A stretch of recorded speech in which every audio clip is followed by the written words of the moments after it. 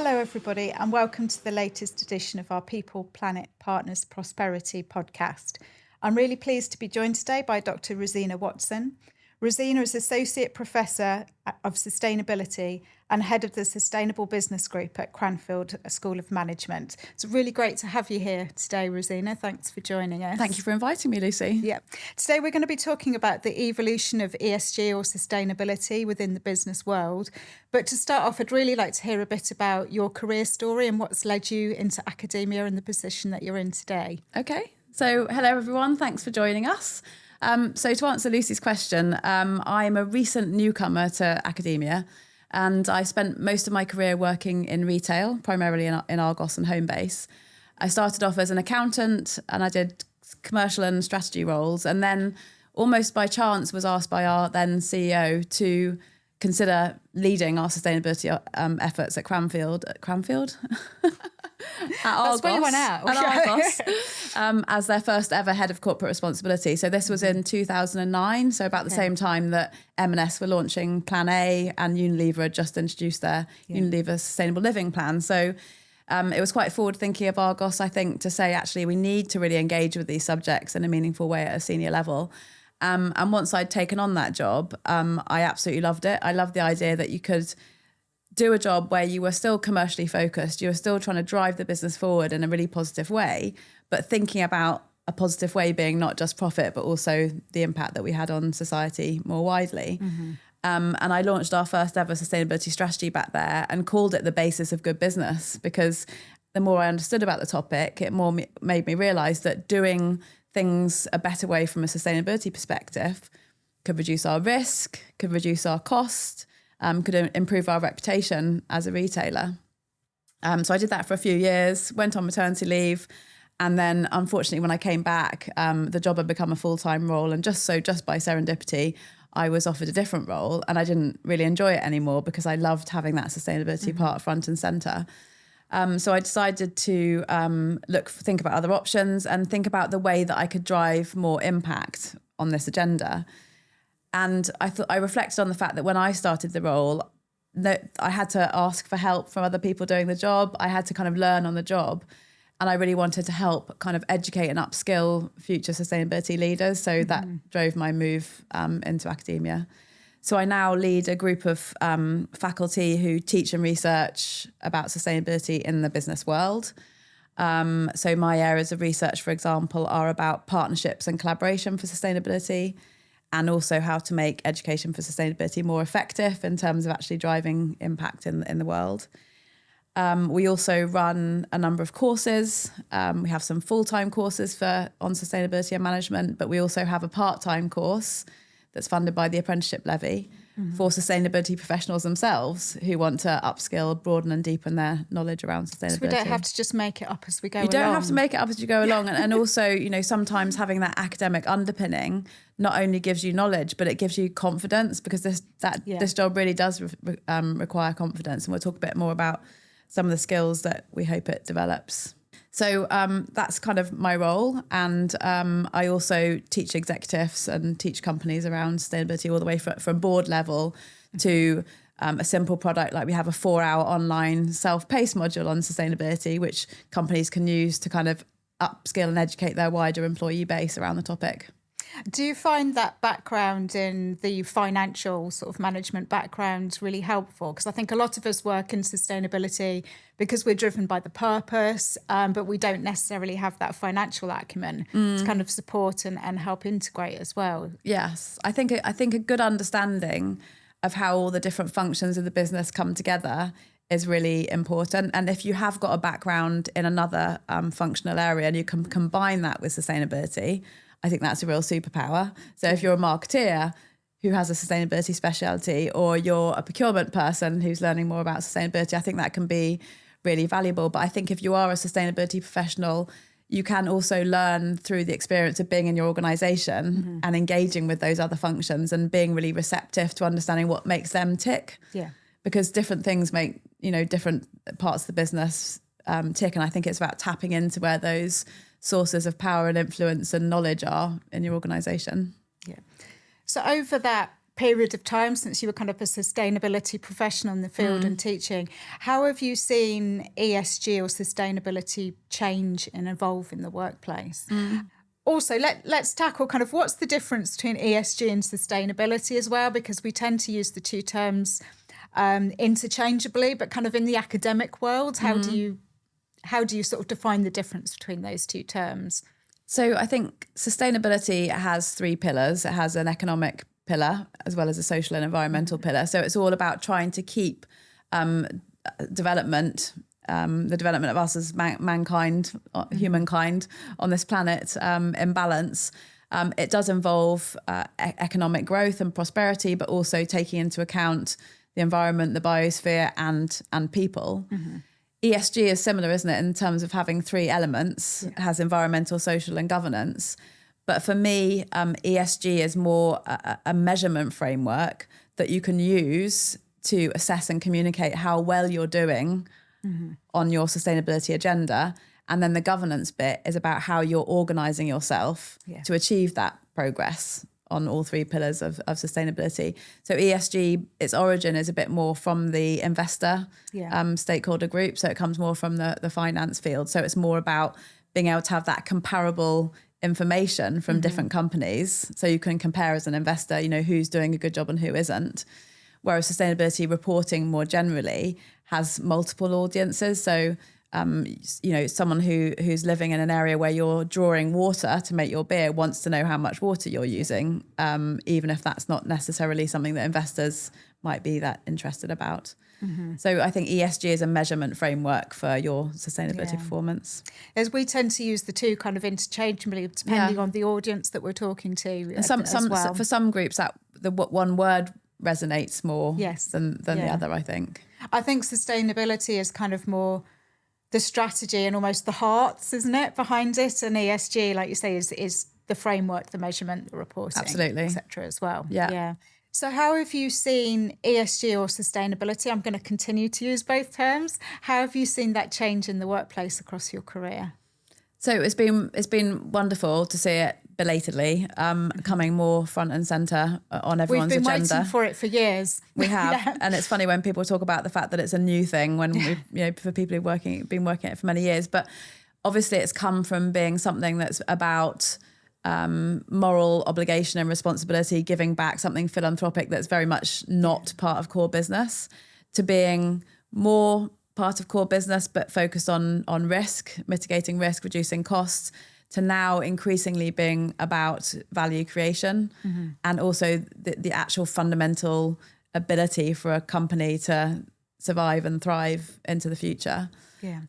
So as a result of that, it's become very much more core to business and the way it works, or it needs to become more core to the way businesses work and think about their future, plan, run their operations. And that obviously has kind of big implications for people who are working in the field. So it's no longer enough to be an expert in sustainability. You need to understand how to drive that sustainability agenda through almost all aspects of the way the business runs. So all the way from integrating it and how you think about your strategy, the products and services that you innovate, that you bring to market, to the operations that then deliver them, whether that's manufacturing or whether that's a service business, how you serve adverts, for example, has an implication on carbon, to the way that you communicate with your investors on your performance, and the way that you position your brand. And I know we're going to talk a bit later about greenwashing, for example.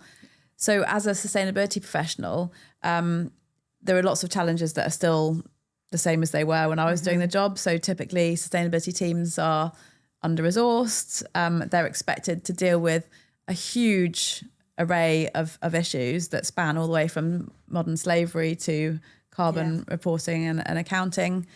And it's hard to do unless you've got the mandate from the top. But I think increasingly we have got the mandate from the top. But even if you do have that mandate, it's that skill to be able to work with others, with stakeholders across the organisation to really make that happen. I know you know this better than anyone else, but I think that experience is typical. And that means that the skill set of sustainability professionals is quite a unique one. We have to be good at what everybody else does, I think, but... We have to know everything.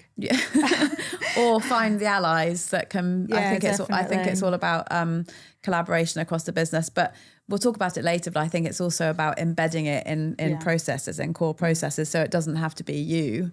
That's driving that integration. I think we've moved very quickly from being the tree huggers in the corner to being core to business strategy as well. And that's professionally quite a big jump to make as well. And most of us who've worked in that for a long time have kind of developed our own strategies and how to do that as well. So it's great to hear that we can actually now get some training in these areas as well to kind of help us. And I think people are coming to sustainability roles from very different places. So some people will be coming from a more general management position. Some people might be coming from another functional background. So it's great to see more finance professionals coming into the sustainability space, for example, more HR professionals, picking up more on that sort of social side of sustainability. But it does mean that as a sustainability professional, you kind of need to have that balance of a technical understanding of the field and the ability to lead, to project manage, to drive change. But it doesn't necessarily all have to be you that's got that skill. Sometimes it's about building a team, even if it's a small team, and those allies in other departments, so that you've got those skill sets. So ESG is becoming totally core to business strategies and business thinking as well. We focus a lot on environmental. I think historically that's kind of where it started, but the social aspect is becoming more and more important and always has been actually. So how does diversity and equity inclusion kind of feed into a business success and business strategy as well? So as you rightly say, the S part is absolutely critical and actually inextricable from the E part. We've been seeing on the news recently about the case in the European Court of Human Rights against the Swiss government for causing, harm to people because they can't survive in the heat waves. So climate impacts, biodiversity impacts, in the end, it's people that are affected. So they are very closely interlinked. And when it comes to the social pillar of sustainability, I think it's useful to organisations to think about how does that play out in my organisation for my employees directly? How does that play out across my supply chain in terms of, quality of life and working standards throughout my supply chain? And also how does it play out in the communities that I recruit my people from and the communities that my customers are in? So very much you need to be connected in on all those three fronts. But just as I was saying that thinking about sustainability from the environmental perspective is becoming more about value creation, thinking about things like diversity and equity and inclusion are also value creating for businesses. And in two key ways, I think in the first way, the more diverse the people are within your organisation, the better chance you have of understanding the changing needs, wants, expectations of stakeholders so that you can meet those changing needs. And then the second part is it's been proven that the more diversity you have in a team, the more differences in perspectives, the more creativity, the more kind of creative tension that allows you to widen the solution set that you have in front of you when you're facing, a challenge that you have to address, whether that's an environmental. Why wouldn't any business want that? Why wouldn't anyone? Well, it's very easy to sort of to recruit people like you and to leave out, groups of, employees that you really could be harnessing productively. So bringing people back to work who've been on long-term out of work, bringing back mothers who've come back from maternity leave, disabled people. There's so many sort of, dimensions of inclusion that can really drive value. And it ultimately make people want to come to your business, stay in your business, be productive and creative in your business. So I think it's really critical to business success. So we've seen massive change within business strategies moving to be more focused on sustainability. What are some of the drivers that are kind of, helping us get there or aiding us get there, but also kind of providing that push as well? Yeah, so as you said, maybe even a decade ago, businesses could still get away with saying, I'm here to make a profit. The government and civil society will take care of everything else. But now the narrative is very much shifting towards conceptualizing business as being able to profitably solve problems of people and planet rather than profit from causing them. Yeah. And I think there's a number of different drivers behind that, and some of them really big to unlocking the change. But just to give you some data, that Edelman runs something called the Trust Barometer every year. And in their 2022 report, they showed statistics in terms of how people were taking into account a company's beliefs and values in their decisions. And 52% of customers say they take that into account in their buying decisions. 54% of people say they take it into account in where they're choosing to work. And 62% say they invest on the basis of whether the company aligns with their beliefs and values. So what you said about purpose is starting to be a crucial factor in people's decisions about whether to engage with a business, whether as a customer, employer, and investor. I think particularly the younger generation Absolutely. as well. You know, if we want to attract the younger generation into the workforce as well, then they won't work for you if your values don't align with their own as well. So it's incredibly important. And it's interesting because I don't think it's necessary that businesses that have become more trustworthy, I think it's that the data shows that there's been a reduction in trust in government, a reduction in trust in media with fake news, etc. So businesses are kind of holding up as being the entities that people put their faith in. And they actually want businesses to do more, not just on climate change, but things like access to healthcare, tackling injustice. So there's big expectations on businesses, which can sometimes be hard to fulfill. But at the same time, that helps us make the arguments and the case for building sustainability more into strategy. And if we focus in on a couple of stakeholders, I think B2B customers, so your upstream buyers, are often the ones that are driving change because they're asking for data from you on your carbon footprint, or they're asking in their sort of request for tender about what you're doing and what your strategy is and what your performance is. That's been a large driver for our business, of course. Yeah. So often, and then you can't underestimate how much power you have further down your supply chain where you're the buyer, and the questions that you ask your suppliers are going to be driving helping them build their case for doing things more sustainably. So I think that's a big change. The second one is obviously investors. So that I think that's the biggest tanker that started to shift in the last couple of years, is the awareness, and obviously a self-interested awareness that the companies who are considering their long-term survival are the ones that are building sustainability into their way of doing things. And if you're a non-profit company, a non-profit organisation, donors are expecting, even if because I work with some charities, and even if you're a charity with a social mission, donors are starting to expect those charities to also be looking at their environmental footprint. They maybe even hold charities to a higher account, perhaps, Or conversely, if a donor is really passionate about a social issue, they'll say maybe environmental is not important. So it kind of goes both ways for those type of organisations. The third big drive is coming from legislation. And I know we'll talk about that a bit later. I know it's frustrating in the UK because, it seems like we're stepping back from some of the politicians are stepping back from some of the commitments that we're making. But when it comes to reporting and the EU sort of continue to lead there, the demands on companies to report on their performance are only going to increase. And I think that's so vital for improving accountability and transparency within companies as well. And that in itself helps drive change and the improvements that we need to see as well. And also linking back to what we're saying, it just means that you have the conversation. You have to have the conversations with all those departments that have an impact on carbon footprint, for example, whether they like it or not, because it's become mandatory from a reporting perspective. That's been transformational for us with integrating carbon reporting with our financial accounting, for example, as well. And it is the legislative piece that has really helped to drive that as well. And then I think the final sort of drive is coming from consumers, which I don't like to call consumers because that reinforces the idea that we're, as people, we are there to consume. Consumption-driven. So I think a better word is citizens, a demand from citizens to do better.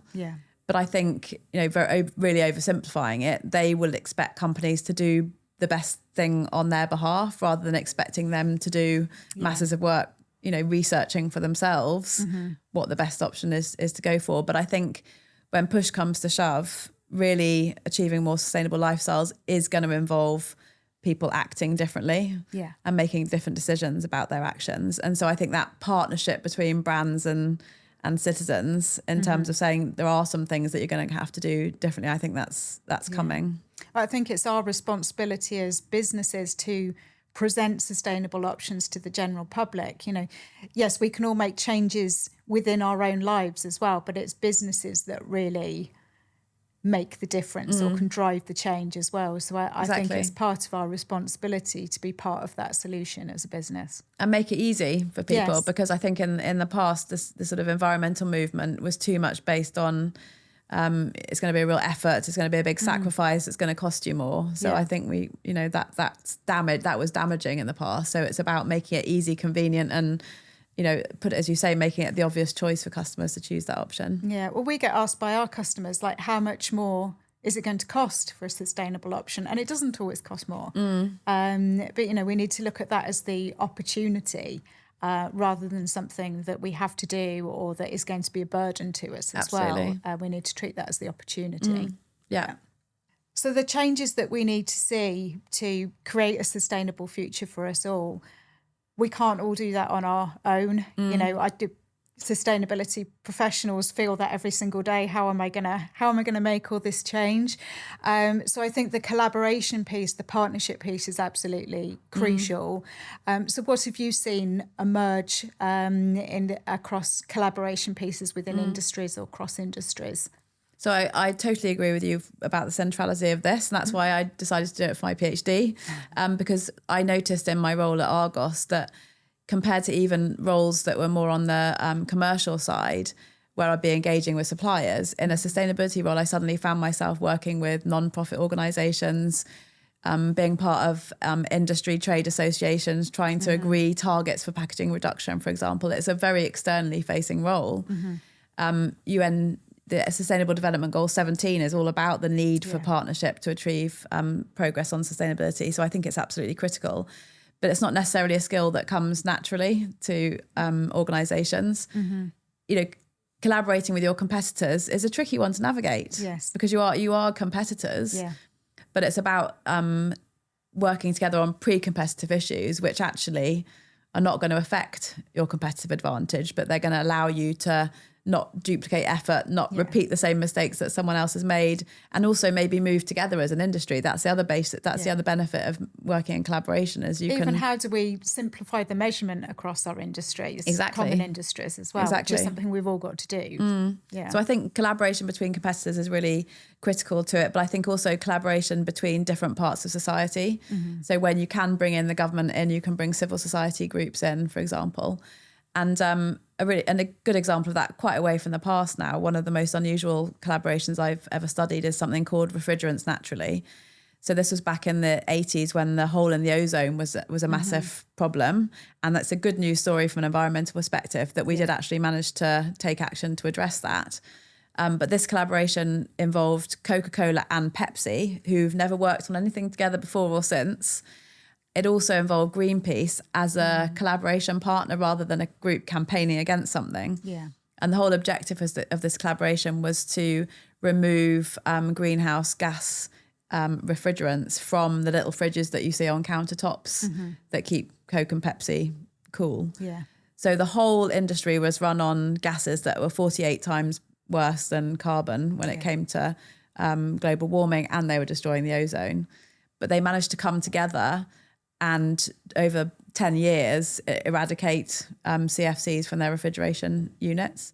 And Greenpeace actually came up with a technology that was an alternative. So they were the technology provider in that instance. So it shows what can be done when there is enough focus on an issue and a way of solving it. So there are lots of different industry sector groups cropping up now, which are such a valuable way of driving action across an industry. So the UK hospitality sector has got their net zero carbon forum, which is big restaurants and pub chains. And it's just so useful, I think, to be able to see and talk to others about how they're tackling challenges that are shared and move together in terms of taking action on them. The third really important thing is working out how to collaborate with your suppliers. So we've talked about that importance of working together through the supply chain. But again, it's not necessarily straightforward also to collaborate with suppliers. So I don't know what you mean. Argos was a particularly bad example because we always had 6-month contracts for supplies, really short contracts, because our catalogue in those days used to change every 6 months. So on one hand, we were saying to our suppliers, we want you to reduce your carbon footprint, but we couldn't give them the surety of purchase over enough time for them to invest. That long-term relationship. Yeah, to say that we'll give you the business long enough for you to invest in those carbon reduction measures. So I think that comes back to the idea of you really need to work closely with procurement, because you need to make sure your procurement policies allow for that kind of innovation in the supply chain. One of the earliest companies to try and do this, I think, successfully was BT, British Telecom, when they set up their Better Future Supplier Forum, and they launched an innovation competition for their suppliers. And out of that came some really great ideas about how to reduce the environmental impact of their consumer electronics business. So I think working with suppliers is another big opportunity, but not saying it's easy. No, definitely not easy. But I think, we already see some really great collaborations across our industry. We at Paragon, we head up across mailing industry sustainability forum as well. So we have some really, exciting developments in that space as well. But it's about accelerating the change and not just focusing on your own business, but how you can drive that more widely across your value chain as well. And sometimes you can't unlock those changes unless something happens. And so the whole sort of the biggest example is probably the plastics situation. It's getting all the infrastructure to recycle that's part of the problem, as well as the usage of the plastic. There's a lot for sustainability professionals to deliver, and I'm sure I'm not alone in sometimes thinking I have the weight of the world, solving the world's problems on my shoulders. So what are the key skills, do you think, that are needed to drive this change that I need to deliver? So I think, as we were saying before, it's having that combination of technical skills, but also leadership and change management skills. So you need to be able to understand how to measure a carbon footprint, but then you also need to be able to drive a change management program that allows you to reduce that carbon footprint. In the academic sphere, there is a sort of consensus now emerging on some of the key skills that we need to lead for sustainability, not just for sustainability professionals, for senior leaders more generally, because that's the other thing I'd say. It's everybody that needs to we all need upskill. to be sustainability professionals, exactly, or at least have that sort of sustainability mindset. So I think your ability to see sustainability as a strategic issue is really critical to that. So it's not either or, sustainability or good business practice. It's how you can achieve both and. I think it's about systems thinking, which is easy to say and hard to do. So being able to take that view up from your organisation to seeing it as part of a wider system and where the levers are to drive those changes, back to our comments on collaboration. I think your Sustainable Futures game that I took part in really highlighted that quite nicely. Thank you. Yeah. So that's a learning intervention which tries to help people see the criticality of working with other stakeholders within your ecosystem to drive change. And that brings me to my third skill, which is about being able to look further into the future. It's hard because we are bound by our 3-year, 5-year strategies. We have to do quarterly reporting, but it is about looking into the future, seeing what differences, how different our businesses might need to operate, and then taking the steps towards that in the present. Because otherwise I think we might get caught out in terms of not having made the investments now that we need to thrive into the future. So we need to be clairvoyants as well as everything else. And stakeholder engagement and collaboration, I think that's a really critical skill. Many organisations are starting to. This comes back to diversity. If you hire people who've worked in other sectors, that can help. If you've hired people, if you move people around different areas of the organisation, that can really help, because that still gives you that ability to collaborate with people who are different, have come from a different functional background or come from a different organisation. And then being purpose-led, so having that belief at the centre that the reason you're getting out of bed and going to work is because of the good things that your organisation does. Exactly. So those are the 5 key skills. And as I said, we try and implement that through our teaching, but things like systems thinking are quite hard to teach because most of us learn systems thinking through experience. Yeah. So you might become a good systems thinker, but it might take you 15 years to get there. So it's about trying to accelerate that. And I think the more opportunities we can give people to do secondments, to do work in different areas of the business or different organisations can help with that. Yeah. I think that sort of leads sort of back into the work that you do with your courses. What do you find the most rewarding thing about your work now? Seeing people take the tools and frameworks that we've researched and developed, use them in their business and actually drive change, and seeing people grow in confidence in their ability to do that. And we see that a lot in our part-time course, which is a sustainability business specialist apprenticeship, because people are learning while they're doing their jobs. And I've got two really cool examples of that. So the first one is one of our students who works as the head of sustainability at Utilita. And as part of one of the modules that he did for a course I was teaching, he was able to calculate the different carbon impacts of different cooking methods. Right.